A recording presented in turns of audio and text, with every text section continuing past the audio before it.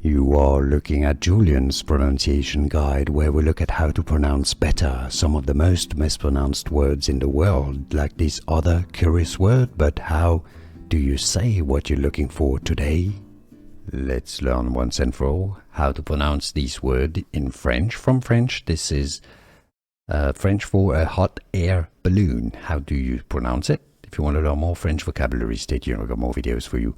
Montgolfière is how it's said. Montgolfière. The T is silent. Montgolfière.